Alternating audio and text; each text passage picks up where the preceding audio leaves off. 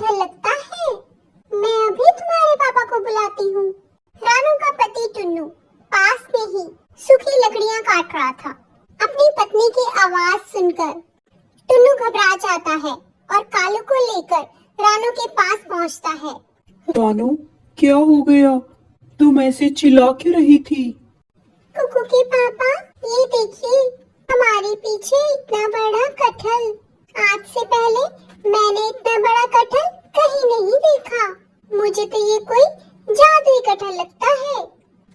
रानू की बात सुनकर अब कटहल को देखने लग जाते हैं। हाँ रानू बहन, तुम सही कह रही हो। पर रानू, ये भी तो हो सकता है कि ये कोई जादुई कटहल ना हो। तुम ऐसे ही सबको डरा रही हो। हम ऐसा करते हैं, इसको काट कर देखते हैं। नहीं कुकू के पापा, हम नहीं इसको काटेंगे। मुझे बहुत डर लग रहा है। कालू को भी रानू की बात सही लगती है, इसीलिए टुन्नू और कालू के बीच में बहस शुरू हो जाती है।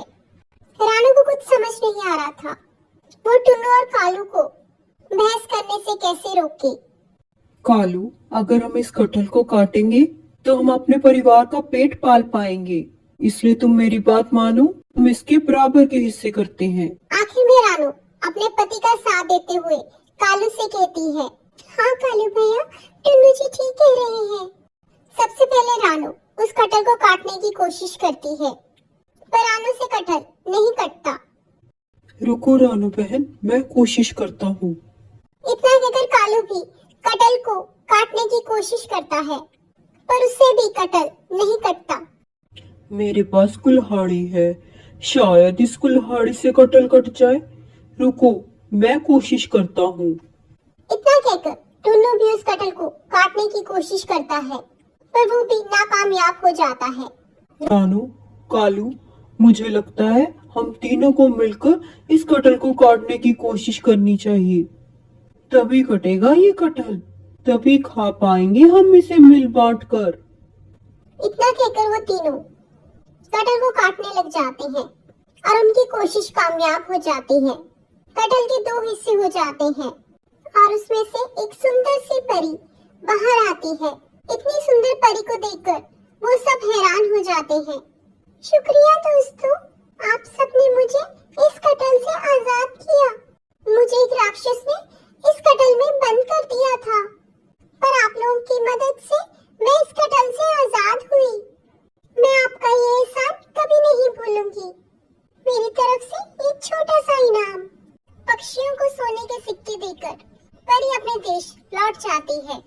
वही रानू और कालू का परिवार इस धन से सुखी हो जाता है।